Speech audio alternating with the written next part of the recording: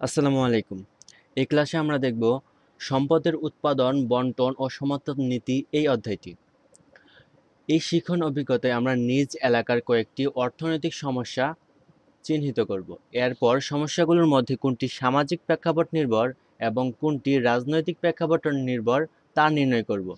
এরপর পাঠ্যপুস্তকে প্রদত্ত অর্থনৈতিক বিভিন্ন তত্ত্ব অনুসারে এলাকার সমস্যা সমাধানের জন্য একটি প্রজেক্ট বেছে নিব। সেই প্রজেক্ট বাস্তবায়নে কী কী সম্পদ প্রয়োজন এবং সেই সম্পদ উৎপাদন, বন্টন, ভোগ সংরক্ষণের উপায় নির্ধারণ করব।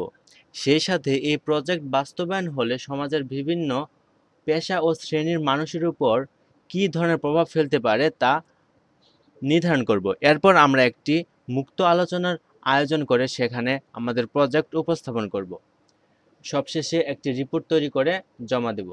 প্রথমত দলগত কাজ ১ বলা হয়েছে আমরা ৫ থেকে ৬ জন একই এলাকার সহপাঠী মিলে একটি দল গঠন করি।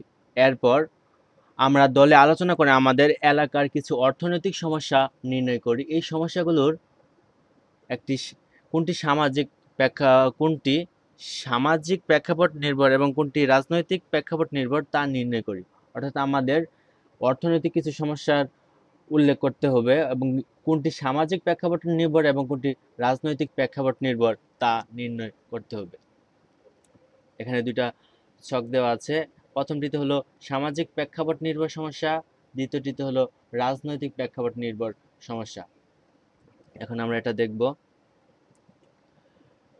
সামাজিক প্রেক্ষাপট নির্ভর সমস্যা এবং রাজনৈতিক প্রেক্ষাপট নির্ভর সমস্যা। প্রথমত আছে সামাজিক প্রেক্ষাপট নির্ভর সমস্যার মধ্যে দারিদ্র্য, লিঙ্গ বৈষম্য, শিক্ষার অভাব, স্বাস্থ্য পরিষেবা ও স্বাস্থ্যবিধির অভাব, বেকারত্ব এবং পারিবারিক সহিংসতা। অপরদিকে রাজনৈতিক প্রেক্ষাপটের মধ্যে আছে দুর্নীতি, মানবাধিকার লঙ্ঘন, নির্বাচনী প্রচারণা, ক্ষমতার অপব্যবহার, রাজনৈতিক অস্থিতিশীলতা, বিচার বিভাগীয় স্বাধীনতার অভাব এবং গণমাধ্যমের স্বাধীনতার অভাব। তারপর কি বলা হয়েছে, এই সমস্যাগুলো আমরা অর্থনৈতিক দৃষ্টিকোণ থেকে সমাধান করার চেষ্টা করব। চলো তাহলে আমরা কিছু অর্থনীতির কিছু বিষয় সম্পর্কে জানি, কিছু বিষয় সম্পর্কে জেনে নেই। যখন কোনো দ্রব্য বা পণ্য উপযোগ বা ভোক্তার সন্তুষ্টি অর্জনে সক্ষম হয় তখন তাকে উৎপাদন বলা হয়।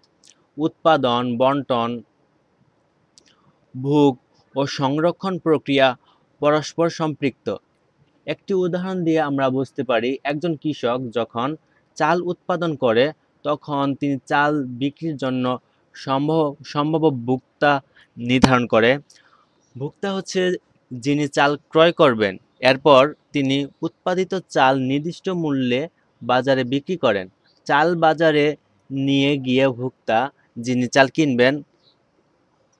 চাল বাজারে নিয়ে গিয়ে ভোক্তার কাছে পৌঁছান, যাকে বলা হয় বন্টন। সেই সঙ্গে চাল মজুত রাখার জন্য সংরক্ষণের ব্যবস্থা করেন। উপকরণ বা উপাদান উৎপাদনের উপাদান বা উপকরণ হলো 4টি। 1 নাম্বার হলো মূলধন বা ক্যাপিটাল, 2 নাম্বার ল্যান্ড বা ভূমি, 3 নাম্বার শ্রম বা লেবার, 4 নাম্বার সংগঠন বা অর্গানাইজেশন। নিচে একটি উদাহরণ আছে। উদাহরণে বলা হয়েছে যে একটি পাউরুটি উৎপাদন করতে কি কি উপকরণ ব্যবহার করা হয় তা যদি আমরা চিন্তা করি তাহলে দেখব পাউরুটি উৎপাদন করার একটি কারখানা থাকতে হবে। এই কারখানাকে আমরা মূলধন বা ক্যাপিটাল বলতে পারি। এরপর পাউরুটি তৈরির কাঁচামাল গম, যা থেকে ময়দা পাওয়া যায়, গম প্রকৃতি থেকে বা ভূমি থেকে চাষাবাদের মাধ্যমে পাওয়া যায়। পাউরুটি তৈরি করতে শ্রমিকেরও প্রয়োজন হয়।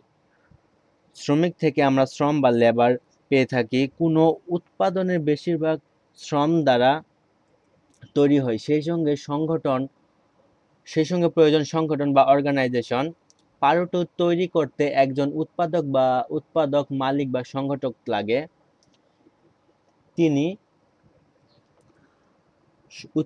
উৎপাদনের অন্যান্য উপকরণ, ভূমি, মূলধন, শ্রমকে কাজে লাগিয়ে পাউরুটি তৈরি করবেন, যা উৎপাদন উপকরণের পরিমাণ বেশি, তার আয় বেশি। অর্থাৎ যার উৎপাদনে উপকরণের পরিমাণ বেশি তার আয়ও বেশি।